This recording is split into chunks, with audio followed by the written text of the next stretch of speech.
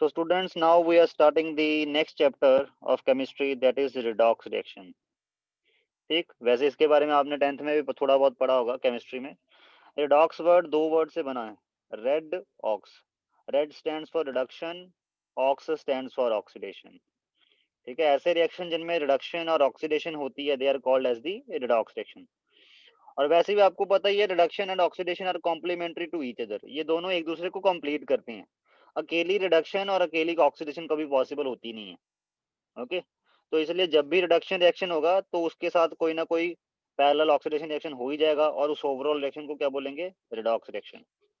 Okay, अब ये reduction और ऑक्सीडेशन का मतलब क्या है? ठीक, oxidation, a process which involves the addition of oxygen, ऐसा प्रोसेस जिसमें ऑक्सीजन ऐड हो किसी सब्सटेंस में। ठीक है, उसको बोलते हैं कि इस सब्सटेंस की ऑक्सीडेशन हो गई। ऑक्सीजन ऐड हो जाए या कोई any other electronegative element add हो जाए। ठीक है, ये वर्ड आपने, ये वाली लाइन आपने पहली बार पढ़ी है, 10th में नहीं पढ़ाते ये। ठीक, कि कोई और इलेक्ट्रोनेगेटिव एलिमेंट, लाइक जो बहुत ज्यादा इलेक्ट्रोनेगेटिव एलिमेंट होते हैं वो कौन कौन से हैं? नाइट्रोजन, इसकी इलेक्ट्रोनेगेटिव 3.0 है। फ्लोरीन इलेक्ट्रोनेगेटिव 4.0 है। क्लोरीन इलेक्ट्रोनेगेटिव 3.0 है। ऐसे इलेक्ट्रोनेगेटिव एलिमेंट जब ऐड हो जाएं किसी पर्टिकुलर सब्सटेंस में तो उसको भी ऑक्सीडेशन ही बोलते हैं। ओके, इसकी एक और डेफिनेशन बन सकती है, अ process which involves the removal of hydrogen.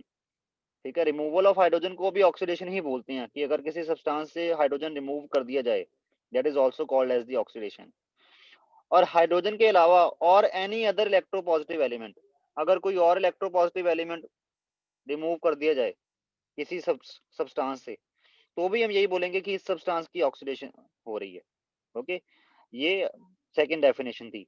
और एक थर्ड डेफिनेशन भी है, वो है in term of electrons, a process in which an atom और आयन लूजेस वन और मोर इलेक्ट्रॉन, ऐसा प्रोसेस जिसमें कोई एटम और आयन एक या एक से ज्यादा इलेक्ट्रॉन लूज करे, तो भी हम बोलेंगे उस पर्टिकुलर सब्सटेंस की क्या हो रही है, ऑक्सीडेशन।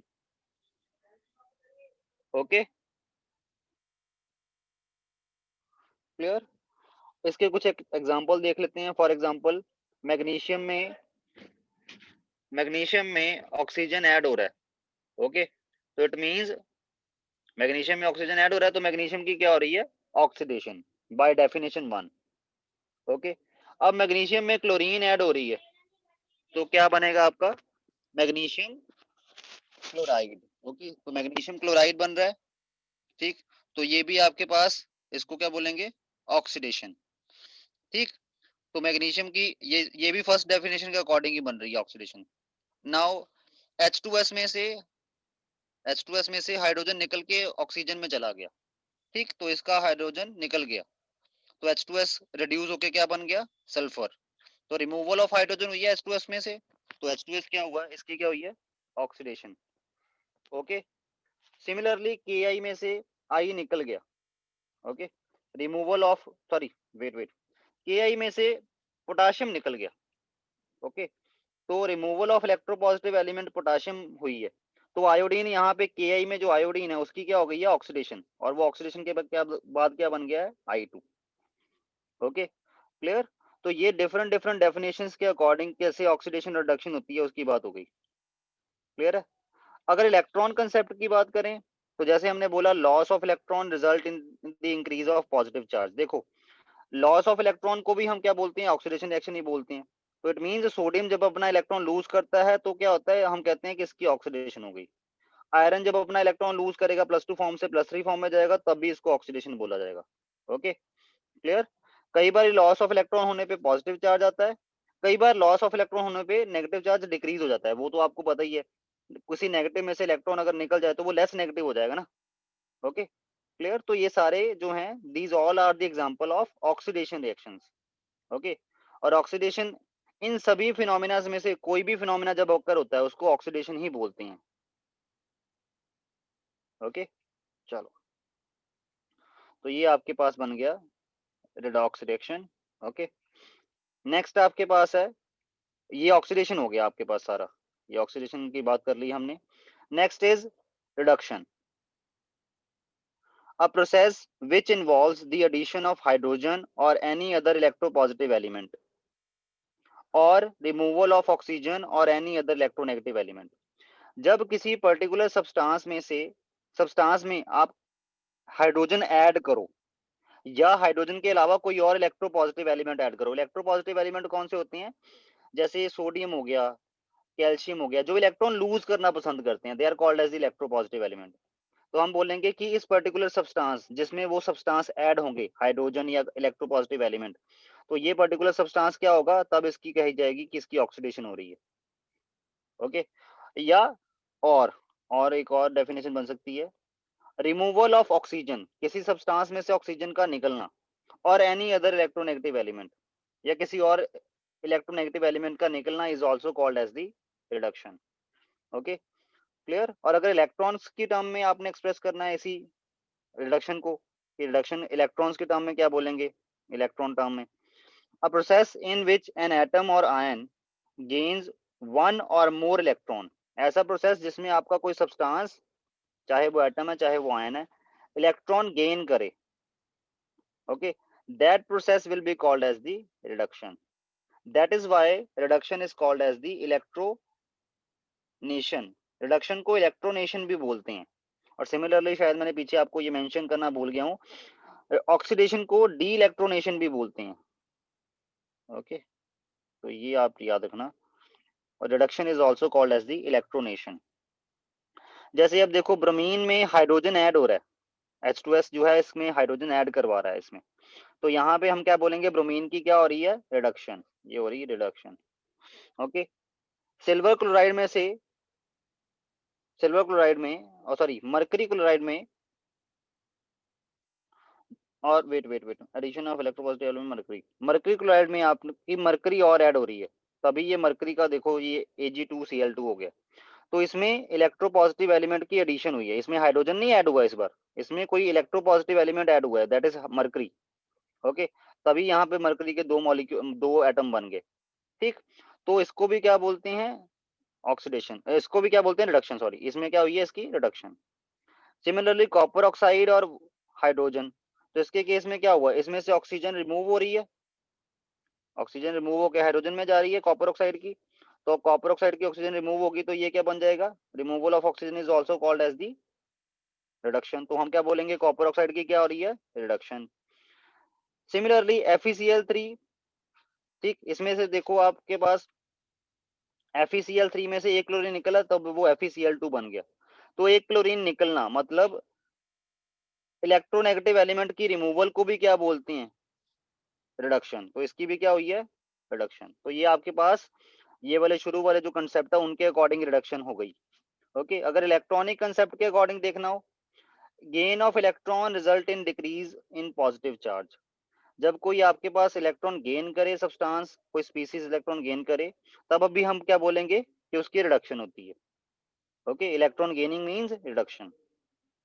ओके, गेन इलेक्ट्रॉन जब होगी तो पॉजिटिव चार्ज कम भी हो सकता है, और ऐसा भी हो सकता है कि अगर न्यूट्रल चीज है उसमें अगर इलेक्ट्रॉन डालोगे तो उसके ऊपर नेगेटिव चार्ज आ जाएगा।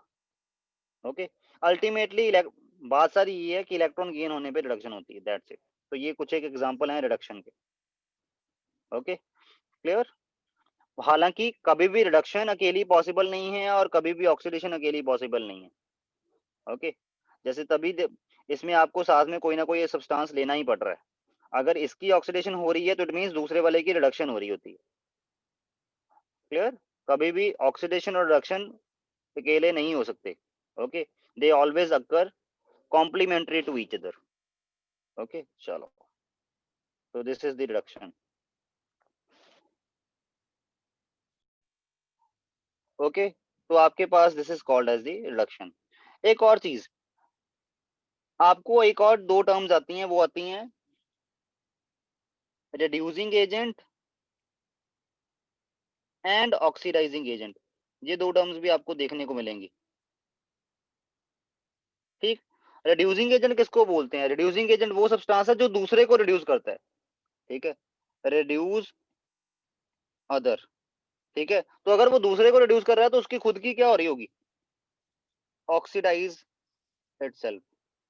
ठीक, तो जो सब्सटेंस रिएक्शन में ऑक्सीडाइज हो रहा हो उसको आप रिड्यूसिंग एजेंट बोल सकते हो, क्योंकि वो दूसरे को रिड्यूस कर रहा होता है। सिमिलरली ऑक्सीडाइजिंग एजेंट कौन सा होता है, जो दूसरे को करे oxidize, oxidize other. And it will reduce itself, अपने आप को रिड्यूस कर लेगा। ठीक, क्लियर। तो इट मींस रिएक्शन में जो सब्सटेंस खुद रिड्यूस हो रहा हो वो दूसरे को क्या कर रहा होता है, ऑक्सीडाइज, इसलिए उसको आप ऑक्सीडाइजिंग एजेंट भी बोल सकते हो। ठीक है, इसकी एग्जांपल लेते हैं। जैसे अब इस रिएक्शन में अगर मैं बात करूं, H2S की क्या हो रही है, ऑक्सीडेशन। ठीक है, क्योंकि इसमें से हाइड्रोजन रिमूव हुई, हाइड्रोजन रिमूव होकर किसके पास गई, ऑक्सीजन के पास, और उसकी क्या हो गई, रिडक्शन। तो it means this substance is getting oxidise, ये ऑक्सीडाइज हो रहा है, तो इसने ऑक्सीजन को क्या किया, रिड्यूस, तो ये क्या हुआ, रिड्यूसिंग एजेंट। ओके, और ऑक्सीजन क्या हुआ, ऑक्सीडाइजिंग एजेंट, क्योंकि अगर ऑक्सीजन ना होता तो ये अपना हाइड्रोजन ना छोड़ पाता। ठीक है, तो इसलिए ऑक्सीजन की वजह से इसकी ऑक्सीडेशन पॉसिबल हो पाई है, अदरवाइज इसकी ऑक्सीडेशन पॉसिबल नहीं हो पाती। ठीक है, तो इसलिए ऑक्सीजन को ऑक्सीडाइजिंग एजेंट बोला और H2S को रिड्यूसिंग एजेंट बोला, क्योंकि ऑक्सीजन की रिडक्शन इसकी वजह से हुई है। ओके, तो ये टर्म्स होती हैं, ये भी आपको दो टर्म्स पता होने चाहिए, oxidising and reducing agent. Okay, चलो नेक्स्ट है आपके पास कॉम्पिटिटिव इलेक्ट्रॉन ट्रांसफर रिएक्शन। ठीक है, इस रिएक्शन को समझ लेना बस। ठीक है, कॉम्पिटिटिव का मतलब आप समझ ही गए हो, कंपटीशन होना। जैसे फॉर एग्जांपल जिंक रॉड को कॉपर सल्फेट सोल्यूशन में डिप कर दिया, कॉपर नाइट्रेट सोल्यूशन में डिप कर दिया। ठीक है, तो आपको पता है धीरे धीरे होता क्या है, कॉपर जो है वो जिंक रॉड के ऊपर डिपॉजिट होना शुरू हो जाता है। ओके, क्यों, इसमें ये रिएक्शन होती है, जो जिंक है वो Zn+2 में कन्वर्ट हो जाता है, और सोल्यूशन का जो कॉपर+2 आयन है वो कॉपर में कन्वर्ट होके इस रॉड के ऊपर डिपॉजिट होना शुरू हो जाता है। ठीक है, तो ये क्या है, this is a redox reaction, redox reaction ही है। ठीक, जिंक 2 इलेक्ट्रॉन लूज किया तभी तो ये +2 फॉर्म में गया, तो तभी हम बोलेंगे कि जिंक की क्या हुई, ऑक्सीडेशन। और कॉपर+2 फॉर्म में 2 इलेक्ट्रॉन गेन किया। ठीक, 2 इलेक्ट्रॉन गेन करके उसकी क्या हुई, रिडक्शन। ओके, तो ये ओवरऑल क्या हुई, रेडॉक्स रिएक्शन। तो इसमें इस रिएक्शन में हुआ क्या, कॉपर ने इलेक्ट्रॉन गेन करे, जिंक ने इलेक्ट्रॉन लूज करे। ओके, नेक्स्ट, कॉपर रॉड को अब सिल्वर नाइट्रेट सॉल्यूशन में डिप किया, और आपने देखा कि इस रॉड के ऊपर अल्टीमेटली सिल्वर डिपॉजिट हो गया। तो इसमें रिएक्शन क्या हुई, इसमें इसमें रिएक्शन हुई कि कॉपर जो है वो सिल्वर के साथ रिएक्ट किया। ठीक, उसने क्या किया, कॉपर की खुद की होगी ऑक्सीडेशन और सिल्वर की क्या हो गई, रिडक्शन। ठीक है, ये रिएक्शन हुई। तो इसमें कॉपर जो है वो इलेक्ट्रॉन लूज कर रहा है, इसमें कॉपर इलेक्ट्रॉन लूज कर रहा है, बट इसमें कॉपर इलेक्ट्रॉन गेन कर रहा है। तो एक्चुअल में कॉपर है क्या, इलेक्ट्रॉन गेन करने वाला कि इलेक्ट्रॉन लूज करने वाला, क्या कंक्लूजन निकालें, कि कॉपर एक इलेक्ट्रॉन लूजर होता है, इलेक्ट्रॉन गेनर होता है, कोई कंक्लूजन निकल रही है, नहीं। क्यों, इलेक्ट्रॉन लूज करना या गेन करना वो किसके हाथ में है, साथ वाले सब्सटेंस के हाथ में, जो उसके साथ रिएक्ट होने आ रहा है। तो उसको बोलते हैं competitive electron transfer, electron transfer होंगे कि नहीं होंगे। जैसे जिंक इलेक्ट्रॉन तभी छोड़ सकता है अगर साथ वाला पकड़ने वाला हो, तो यहाँ पे कॉपर+2 फॉर्म में पकड़ने वाला है। ओके, तो इसलिए जिंक की हो गई ऑक्सीडेशन और कॉपर की हो गई reduction. Okay, where as copper भी इलेक्ट्रॉन तभी छोड़ सकता था अगर साथ वाला कोई पकड़ने वाला होता, जिंक तो इससे पकड़ेगा नहीं, क्योंकि जिंक जो है इसमें इलेक्ट्रॉन लूज करने की टेंडेंसी ज्यादा होती है एज कंपेरिजन टू कॉपर। अगर जिंक सामने आ गया तो ये तो जिंक इसको थमा सकता है इलेक्ट्रॉन, ये नहीं। ओके, बट सिल्वर की प्रेजेंस में कॉपर इलेक्ट्रॉन लूज कर सकता है और इसको सिल्वर को दे सकता है अपने इलेक्ट्रॉन लूज करके। ठीक, तो इसको बोलते हैं competitive electron transfer. Electron transfer तभी पॉसिबल है जब सामने वाला इलेक्ट्रॉन पकड़े, या ऐसा बोल लो कि सामने वाले में इलेक्ट्रॉन लूज करने की टेंडेंसी कम हो उससे जो इलेक्ट्रॉन छोड़ रहा है। जैसे जिंक में इलेक्ट्रॉन लूज करने की टेंडेंसी ज्यादा है एज कंपेरिजन टू कॉपर, तो सिमिलरली कॉपर में इलेक्ट्रॉन लूज करने की टेंडेंसी ज्यादा है एज कंपेरिजन टू सिल्वर, इसलिए ये रिएक्शन हो पाया, अदरवाइज ये रिएक्शन हो नहीं पाता। ठीक है, अब इसके बारे में थोड़ा सा पढ़ लेते हैं। द कॉम्पिटिशन फॉर लॉस और gain of electron by metals और their metal ions is similar to the competition between various acids to lose their H positive ion। जैसे आपको पता है, हमने एक लास्ट चैप्टर में पढ़ा कि H2SO4 जो है वो पर क्लोरिक एसिड की प्रेजेंस में प्रोटॉन गेन भी कर लेता है, तो उस टाइम ये एज अ बेस एक्ट करता है ना, क्लियर, और ये एज अ एसिड एक्ट करता है। ठीक, क्यों? क्योंकि इसमें इलेक्ट्रॉन प्रोटॉन लूज करने की टेंडेंसी ज्यादा सी एज कंपैरिजन टू H2S। ठीक है, तो ऐसे ही आप कंपैरिजन कर सकते हो मेटल्स का on the basis of their tendency to lose और gain the electron. Okay, we can develop a table in which metals and their ions are listed according to their tendency to lose or gain electrons। okay, जैसे ये हमने इन दो experiment से क्या conclusion निकाली, इन दो experiment से कंक्लूजन निकाली, the results of the experiment shows that electron releasing tendency is in order of this, कि जिंक जो है इन तीनों में सबसे ज्यादा टेंडेंसी रखता है इलेक्ट्रॉन लूज करने की, कॉपर उसके बाद और सिल्वर उसके बाद। ठीक है, और यही रिएक्टिविटी का ऑर्डर है, यही रिएक्टिविटी का ऑर्डर है। ओके, तो ऐसे ही अगर आप सभी मेटल्स के लिए देखना चाहो तो उसकी वजह से क्या बनती है रिएक्टिविटी सीरीज। ये तो 10th वाला ही आ गया वापस। रिएक्टिविटी सीरीज किस के बेसिस पे, ये सारे मेटल किसके बेसिस पे अरेंज हो रखे हैं रिएक्टिविटी सीरीज में, on the basis of tendency to lose electron, electron lose करने की टेंडेंसी के बेसिस पे सारे अरेंज हो रखे हैं ये। ओके, तो यही इनका रिएक्टिविटी ऑर्डर हो गया।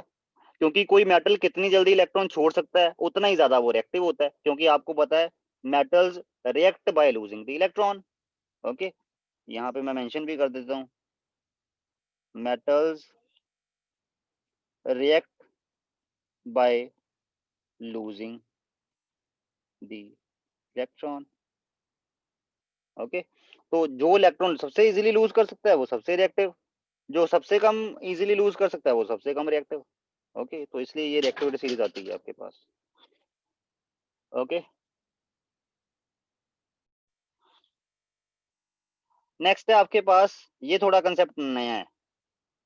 ओके, लास्ट ईयर शायद हमने किया था, 10th में भी किया था, बट इतना ज्यादा डिटेल में नहीं, इस बार ये डिटेल में है पूरा। That is oxidation number. Oxidation number, इसको ऑक्सीडेशन स्टेट भी बोलते हैं।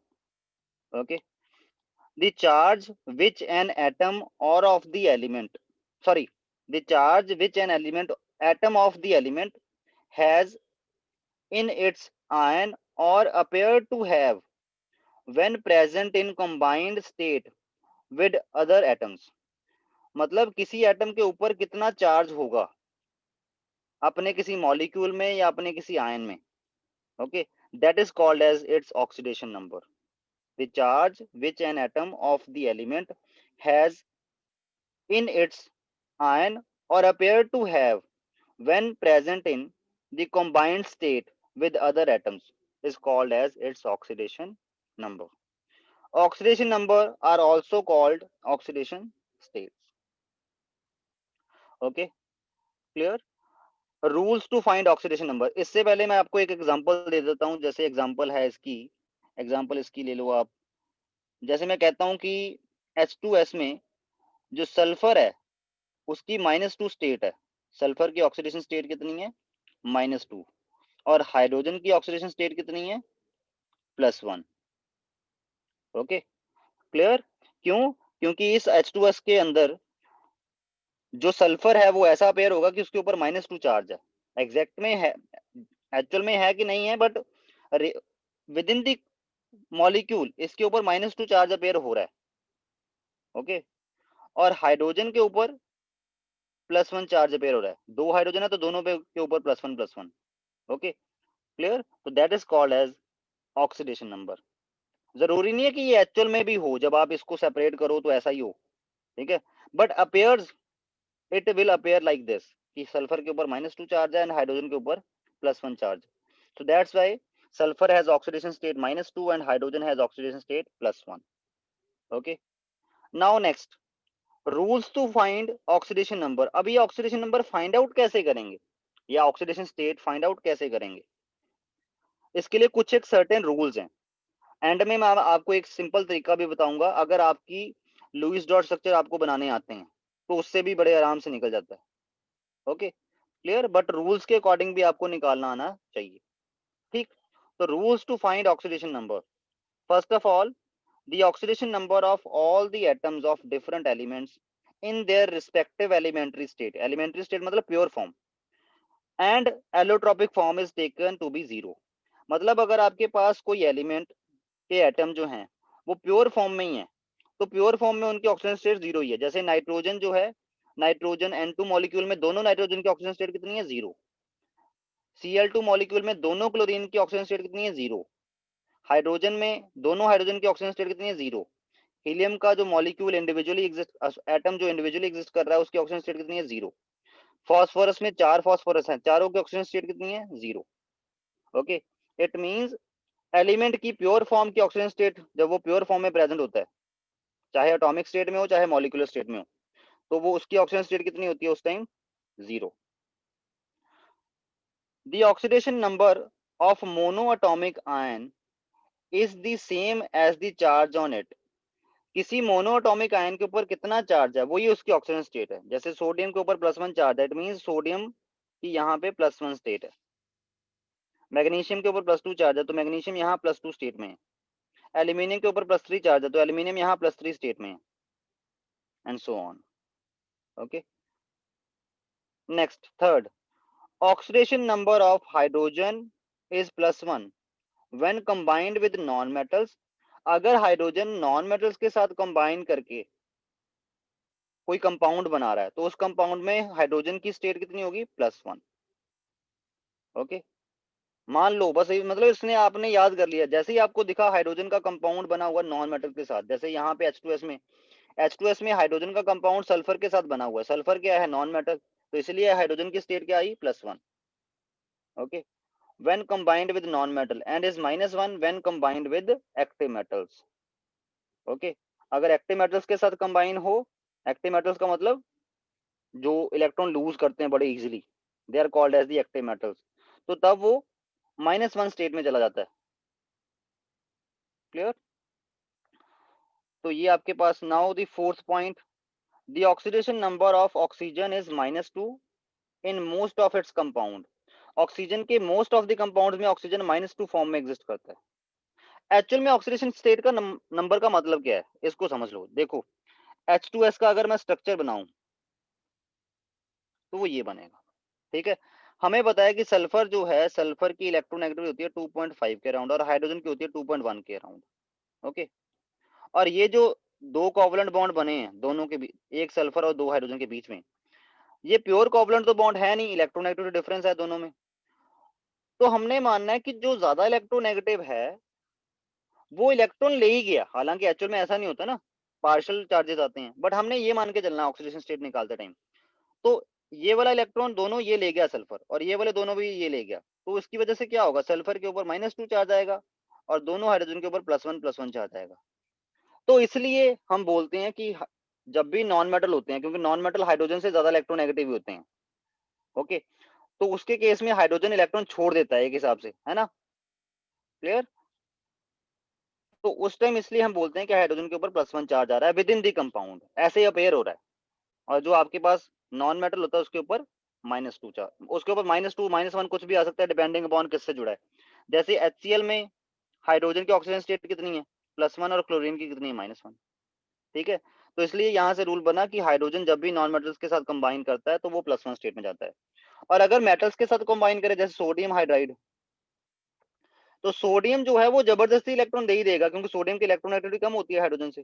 सोडियम की होती है 0.9, हाइड्रोजन की होती है 2.1, तो इसने छोड़ ही देना है, हाइड्रोजन ने पकड़ ही लेना है। ठीक है, तो इसकी +1 बन गई और ये -1 बन गया। ओके, तो हाइड्रोजन -1 स्टेट में है और सोडियम जो है +1 ऑक्सीजन स्टेट में। Okay, that's it. क्लियर? तो इट मींस यहाँ से ये रूल बने हैं कि हाइड्रोजन जो है वो +1 स्टेट में आता है जब वो नॉन मेटल्स के साथ कंबाइंड हो, -1 स्टेट में आता है जब वो एक्टिव मेटल्स के साथ कंबाइंड स्टेट में हो। Okay, fourth, the oxidation number of oxygen is -2 in most of its compound। Similarly oxygen अपने मोस्ट ऑफ द कंपाउंड में -2 स्टेट में शो करता है oxygen state, except in peroxides. Peroxide में क्या होता है, परऑक्साइड में ऑक्सीजन जो है, एक ऑक्सीजन ऑक्सीजन बॉन्ड होता है, बाकी वो दो ऐसे बॉन्ड बना रहे होते हैं किसी के साथ, या दोनों हो सकता है सेम मेटल के साथ हो, या हो सकता है कि दो डिफरेंट मेटल के साथ हो, ऐसे। ठीक, तो इसकी वजह से ऑक्सीजन के ऊपर सिर्फ -1 चार्ज ही आ पाता है, दोनों ऑक्सीजन के ऊपर -1 चार्ज आ पाता है। ठीक है, क्योंकि ये जो ऑक्सीजन ऑक्सीजन का बॉन्ड है, ये तो इसमें इलेक्ट्रोनेगेटिव डिफरेंस है ही नहीं, क्योंकि दोनों ऑक्सीजन सेम इलेक्ट्रोनेगेटिविटी के वाले हैं, तो दोनों के ऊपर कितना चार्ज आएगा इस बॉन्ड की वजह से? कोई चार्ज नहीं आएगा, 0 चार्ज आएगा दोनों के ऊपर। Okay clear? तो इसलिए पेरोक्साइड्स में लाइक H2O2 BaO2, BaO2 का स्ट्रक्चर क्या है?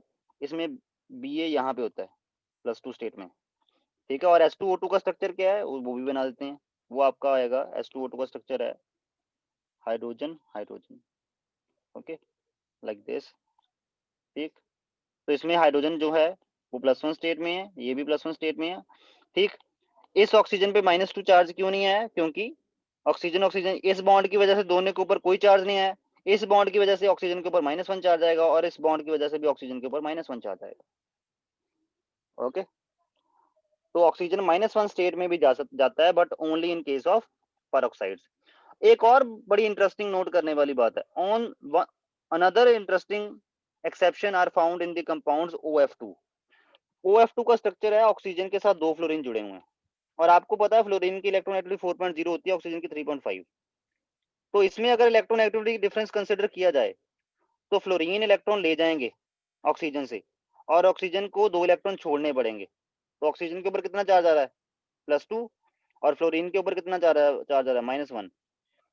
तो जो फ्लोरीन के साथ कंपाउंड बनेंगे ऑक्सीजन के, उसमें ऑक्सीजन पॉजिटिव स्टेट में जाएगा। कितनी पॉजिटिव में जाएगा वो डिपेंड करता है कि ऑक्सीजन, एक ही ऑक्सीजन के साथ 2 फ्लोरीन जुड़े हैं। जैसे O2F2 में क्या है, O2F2 के केस में 2 ऑक्सीजन है, दोनों के साथ एक एक फ्लोरीन जुड़ा है, तो इस फ्लोरीन के ऊपर -1 चार्ज आ गया, इसके ऊपर -1 चार्ज आ गया, इस ऑक्सीजन के ऊपर +1, इसके ऊपर +1। क्योंकि ये वाले बॉन्ड की वजह से दोनों के ऊपर कोई चार्ज नहीं आएगा, क्योंकि ये बॉन्ड है ही नॉन पोलर है। अगर बॉन्ड थोड़ा सा भी पोलर है तो जो ज्यादा इलेक्ट्रोनेगेटिविटी वाला है वो इलेक्ट्रॉन ले गया, ऐसा मानना है, और जो कम इलेक्ट्रोनेगेटिविटी वाला है वो इलेक्ट्रॉन छोड़ गया, ऐसा मानना है, जब भी आपने ऑक्सीडेशन स्टेट्स फाइंड आउट करनी है। ये शेप से ऑक्सीजन स्टेट्स निकालना बहुत ईजी होता है, इसके लिए कोई रूल याद नहीं करना पड़ता, बस आपको इलेक्ट्रोनेगेटिविटी टेबल पता होना चाहिए, और आपको एग्जैक्ट शेप्स पता होनी चाहिए, एग्जैक्ट लुईस डॉट स्ट्रक्चर पता होना चाहिए, ये विद प्रैक्टिस ही आएगा। तो इसलिए पहले रूल्स पढ़ाए जा रहे हैं आपको, ठीक। तो ऑक्सीजन -2 स्टेट में आता है मोस्ट ऑफ द कंपाउंड्स में, जैसे वाटर में ऑक्सीजन की स्टेट क्या है? -2, क्योंकि ऐसे लगेगा दोनों हाइड्रोजन कम इलेक्ट्रोनेगेटिव होने की वजह से अपना इलेक्ट्रॉन छोड़ देंगे, और ऑक्सीजन हाई इलेक्ट्रोनेगेटिव होने की वजह से इलेक्ट्रॉन पकड़ लेगा, तो इसलिए वाटर जो है उसमें ऑक्सीजन -2 स्टेट में है। ओके, और ऐसे आपके पास कुछ एक एक्सेप्शन जो हैं वो आपने याद रख लेनी है। क्लियर? फ्लोरीन हमेशा -1 स्टेट में होगा, क्योंकि फ्लोरीन से ज्यादा इलेक्ट्रोनेगेटिव तो कोई है ही नहीं। ओके, फ्लोरीन हमेशा -1 स्टेट में होगा। Hold.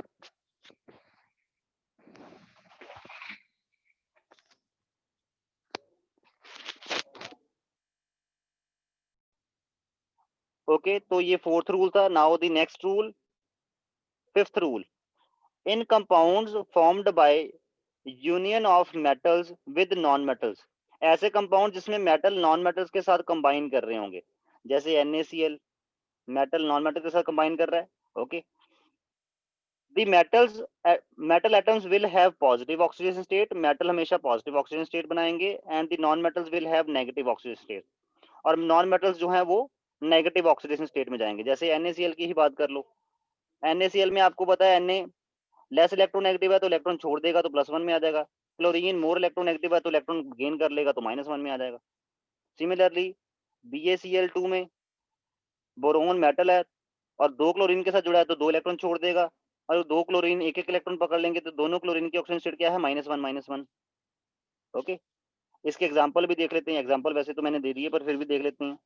The oxidation number of alkali metals is always +1 and those of alkaline earth metal is always +2. The oxidation number of halogens like fluorine, chlorine, bromine, iodine is always -1. Oxidation number इनका halogen का हमेशा -1 होता है। Okay, क्योंकि ये -1 एक electron ही loose करेंगे, gain करेंगे सॉरी, और तब जब गेन करते हैं तो -1 चार्ज आता है। In metal halides such as, इनमें सभी में क्या है? -1 स्टेट में होते हैं। In compounds formed by union of different elements, the more electronegative atom will have negative oxidation number, while the less electronegative atom will have positive oxidation number. Okay, जैसे nitrogen अगर हाइड्रोजन से जुड़ जाए और ammonia बनाए, ठीक, तो इसमें क्या हो रहा है, इसमें नाइट्रोजन जो है, नाइट्रोजन ज्यादा इलेक्ट्रोनेगेटिव है हाइड्रोजन से, और वो ऐसे 3 बॉन्ड बनाता है ना, याद है ना अमोनिया का स्ट्रक्चर। तो तीनों हाइड्रोजन से, हाइड्रोजन की इलेक्ट्रोनेगेटिव 2.1 2.1 2.1 और नाइट्रोजन की 3.0, तो तीनों हाइड्रोजन से एक एक इलेक्ट्रॉन गेन कर लेगा ना ये, ऐसा मानना है ना ऑक्सीजन स्टेट निकालते टाइम। तो 3 इलेक्ट्रॉन गेन कर गया, तो कितना चार्ज आएगा इसके ऊपर, -3, और हर हाइड्रोजन के ऊपर कितना चार्ज आएगा, +1।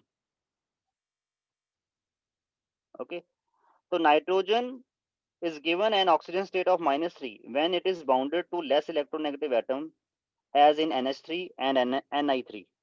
Okay, but given an oxygen state of +3 when it is bounded to the more electronegative atom as NF3. NF3 में नाइट्रोजन के ऑक्सीजन स्टेट +3 क्यों है, क्योंकि नाइट्रोजन जो है, जो 3 फ्लोरीन उसके साथ अटैच होंगे, एक इलेक्ट्रॉन ये ले गया, एक इलेक्ट्रॉन ये वाला फ्लोरीन ले गया, एक इलेक्ट्रॉन ये वाला फ्लोरीन ले गया, तो आपके पास नाइट्रोजन के ऊपर कितना चार्ज है, +3, और तीनों फ्लोरीन के ऊपर -1 -1 -1। Okay, clear. तो इट मींस दोनों में आपने सिंपली इलेक्ट्रोनेगेटिव डिफरेंस देखना है, उसके बाद कंसिडर करना है किसको पॉजिटिव स्टेट मिलेगी और कितनी मिलेगी, और किसको नेगेटिव मिलेगी और कितनी मिलेगी। Okay, in neutral compounds the sum of oxidation number of all the atom is 0। ठीक है, मतलब क्या हुआ, जैसे मान लो आपके पास कंपाउंड है H2SO4, ये ओवरऑल न्यूट्रल है, इसके ऊपर कोई चार्ज नहीं है, ना पॉजिटिव ना नेगेटिव। तो इसमें सभी एलिमेंट्स का, जितने भी इसमें एलिमेंट है, उन सभी के ऑक्सीजन स्टेट्स का सम करोगे, you will get equal to 0। मतलब 2 into oxygen state of hydrogen, क्योंकि 2 हाइड्रोजन है, 1 into oxygen state of sulphur plus 4 into oxygen state of oxygen will be equal to 0। ठीक है, कैसे, अब इसमें हाइड्रोजन की मैं अभी बता देता हूँ आपको कितनी है, +1, सल्फर की है इसमें +6, और ऑक्सीजन की है -2, हर ऑक्सीजन की -2 है। ठीक, तो अब करके देखना जरा, ओवरऑल 0 ही बनेगा। 2 into oxygen state of hydrogen कितनी है, +1, 1 into oxygen state of sulphur कितनी है, +6, 4 into oxygen state of oxygen कितनी है, -2। तो ये बन गया आपके पास 2 + 6 - 8, ओवरऑल 0। ओके, आगे ना 0। तो it means in neutral compound the sum of oxidation number of all the atoms is 0. In complex ions the sum of oxidation number of all the atoms in the ion is equal to the charge on the ion। जैसे अगर मैं बात करूं sulphate ion की, तो sulphate में sulphur की oxygen state plus चारों ऑक्सीजन की ऑक्सीजन स्टेट, सल्फर की ऑक्सीजन स्टेट प्लस चारों ऑक्सीजन की ऑक्सीजन स्टेट का अगर सम करेंगे तो वो -2 के इक्वल आएगा, जितना उसके ऊपर चार्ज है ओवरऑल। Okay, clear. तो यही होता है, मतलब पॉलीएटॉमिक आयंस के केस में, जैसे इसके कार्बोनेट के केस में, कार्बन की ऑक्सीजन स्टेट और ऑक्सीजन की ऑक्सीजन स्टेट तीनों की मिला के जो ओवरऑल बनेगा नंबर, सम करने के बाद बनेगा, वो -2 बनेगा। ठीक है, in polyatomic ions the algebraic sum of oxidation number of all the atoms in the ion is equal to the charge on the ion। okay, so these are rules to find oxidation number। कल तक आप लोग ये rules एक बार पढ़ लो, कल इसके numericals practice करेंगे थोड़े से। Okay, and that's it for today.